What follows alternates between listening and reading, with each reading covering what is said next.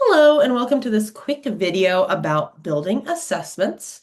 So for my demo here, I'm just going to show what it would look like to build out this pre-screener for second grade. So I'm going to go in here and I'm going to click in the resources. If I am a district leader with district right access, I can build out here in the folders.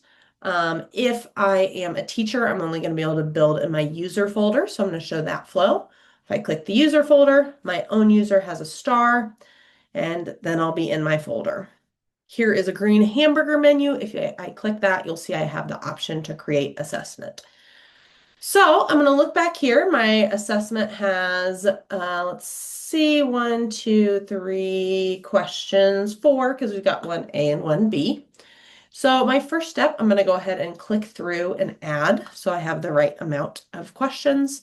And one of the things I like to do first too here is where it says entitled assessment, I can click to rename that, and I'm going to call it the second grade math pre-screener. Okay, so next I've got, and this is kind of my overall view of the assessment that's giving me kind of the information that is most pressing to define. So I've got my, if I look back here, first two questions, which is 4 plus 15. I'm going to put in that name, just something kind of short that when I'm looking at the body of evidence or something, I can see what that is. Always hard to talk and type.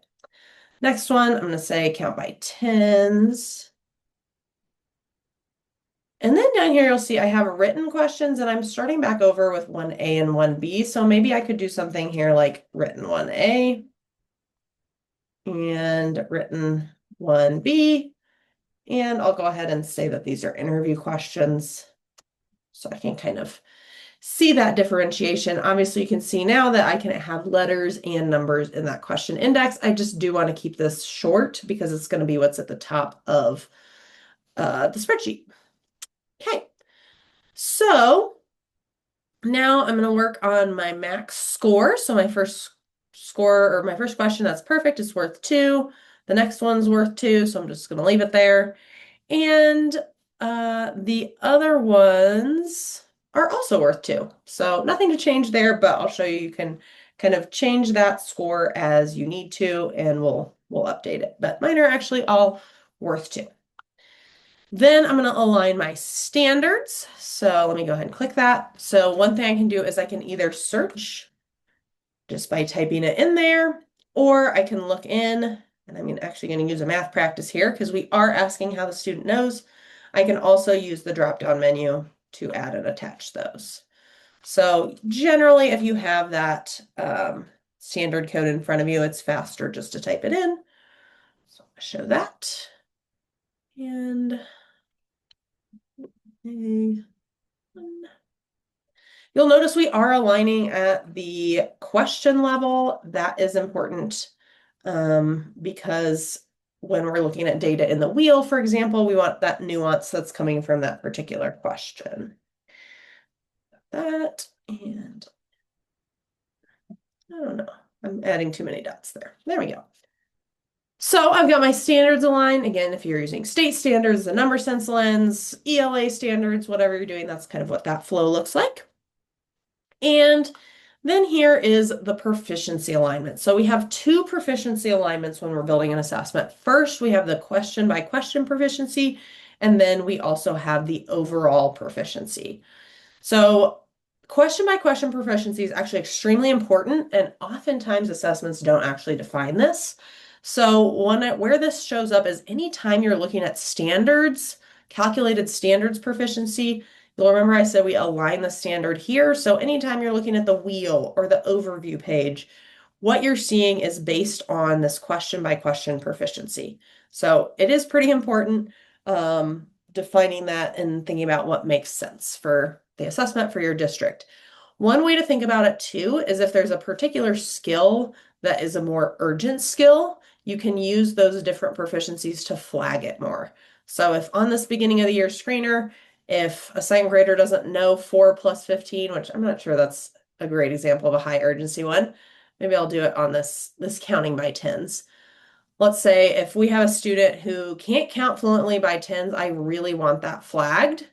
I can make this kind of more reflect more urgency for my scores that aren't proficient. So that's something you can look at. There's also an ahead of expectation.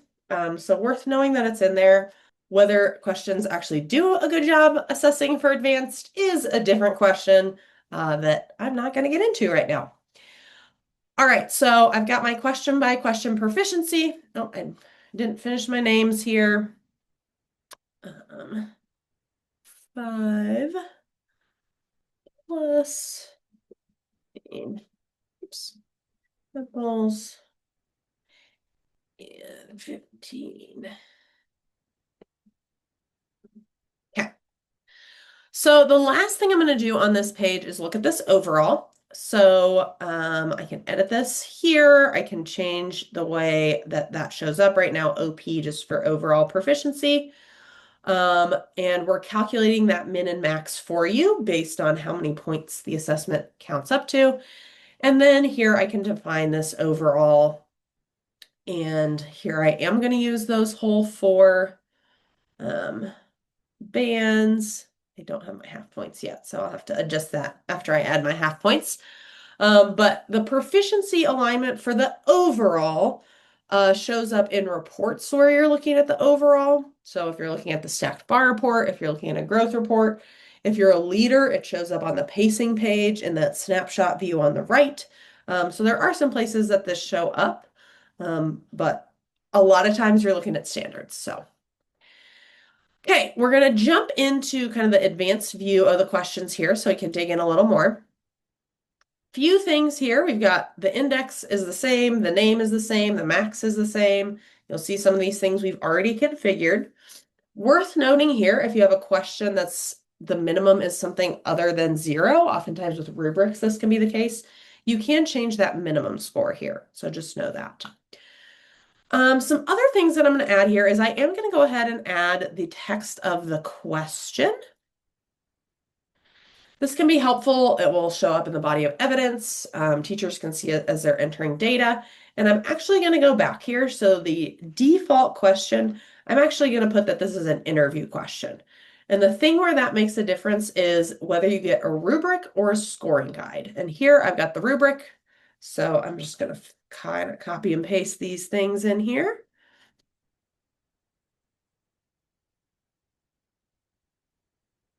And that way, if a teacher, accesses that, they'll be able to see the information for the rubric. Score mask. Again, this is a little bit of a feature you probably won't need, but this is something if there's letters, maybe the letter is like N for not fluent, M for medium fluent, and F for fluent. You can do that so folks can enter the letter instead of the score. Again, that's not a super commonly used feature, but it is there. Other things here is we've got the option for links or files. So something that can be helpful is, let's say this is an assessment I'm just launching out. I can add this kind of as a URL and just say access the assessment here. So just a way to kind of keep things together for teachers. Also, if you and your district are making next steps documents, so those are materials that are based on the question and teachers can access them if they're having difficulty with a skill, you can call them next steps and they'll show up a little bit differently. Files, similar thing, although you'd be adding documents. Okay, so this question is configured. I'm going to go ahead and add those kind of extra pieces here to the other questions. Again, this is additional functionality. You don't have to have the question text. It just can be nice for teachers as they're accessing things, but not required if you're in a hurry. You can also always add it later, but knowing that. Okay. On this question, I am supposed to have half points, so I'm going to leave this as default because it's a written question. You'll see here where it says score resolution. I can get pretty nitty gritty. I just want to go to half points, which I think is probably what most folks are doing. And I'm going to copy and paste the question in again. And here you'll see instead of the rubric, I have the scoring guide. So it's just not kind of that point by point idea. And same thing for this one. Couple things just for efficiency's sake that I have. Oh, wait. Oops, I did it backwards.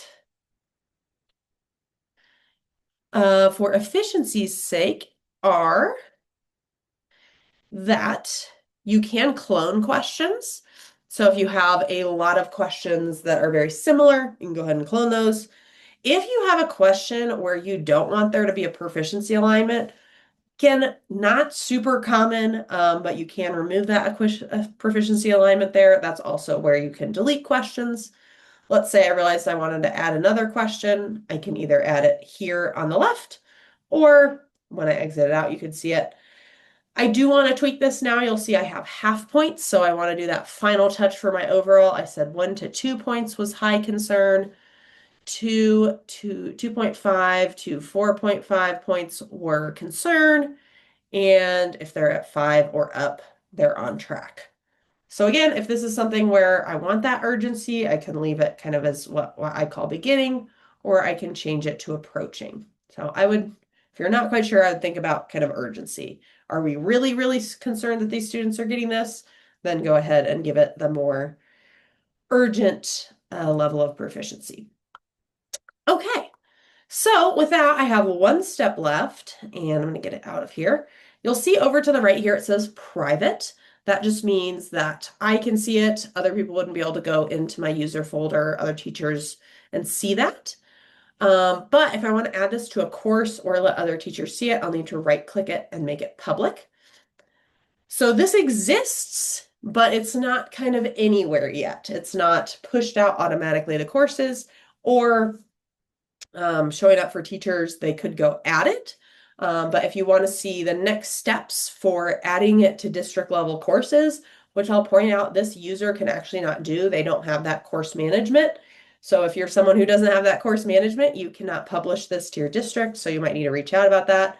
Or for how teachers can add it to their class, go ahead and read on in the help doc and you'll get some resources for how to do that based on your role.